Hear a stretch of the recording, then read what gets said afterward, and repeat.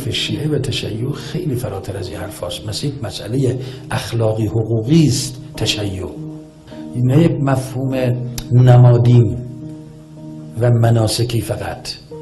ما الان به کدوم محله یا آدمایی میگیم اینا شیعه ان، پیرو اهل بیت، محب اهل بیتن، مذهبی ان؟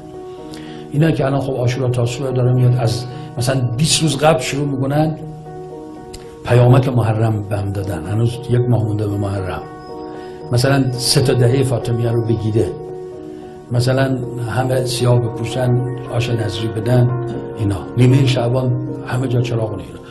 اینا تقریبا سقف ملاک های ماست برای که بفهمیم کیا آدمای مذهبی متدینن یا نیستن. من فقط عرضمو با چند تا روایت ختم میکنم. در تعریف شیعه اهل بیت از زبان خود اهل بیت سلام الله علیهم، اونا تعریف کردن شیعه کیه. به ماها میگن شماها ما رو دوست دارین، محبید، نگید شیعید. اگه بگید شیعید شما دروغ گفتید و معصیت کردید. خیلی از ماها شیعه نیستیم. بخش مهمی از ماها دچار توهمیم، دچار توهم تشیعیم، ما خیال میکنیم شیعی. روایت از امیرالمومنین علیه السلام در تعریف شیعه، هر کسی به هر کسی بگه مشکل تو مشکل من است، این اولین علامت شیعه است. فرمودن در راه ولایت ما به همدیگه بذل و بخشش میکنن. از نظر ما کسانی اهل ولایت ما و شیعه هستند که به همدیگه مدام محبت بورزند و محبت کنند و محبانه با هم حرف بزنند. یعنی به همدیگه مدام بگن آقا ما خلاص خاطرخواهیم، من دوستت دارم، به فکرتم. یعنی رابطه دوستی و محبت، رابطه لبخند، رابطه احوال پرسی بین مردم در اون جامعه اصل حاکم باشه.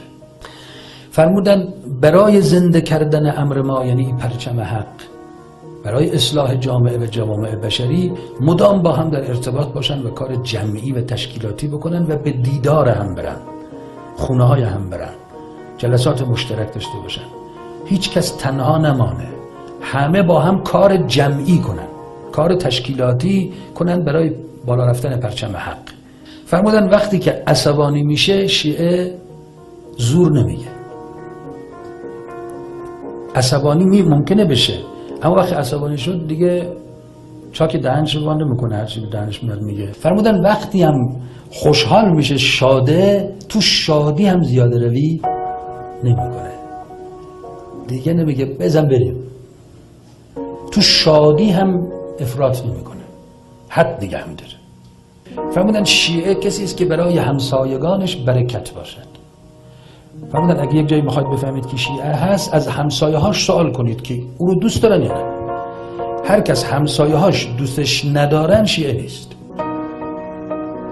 فرمودن شیعه کسیه که تو هر جلسه ای باشه اون جلسه صلح و صفاست، تو هر تشکیلاتی باشه، تو هر جمعی باشه اونجا صلح و صفاست، همه با هم خوب، با محبت، محیط شاد، سالم.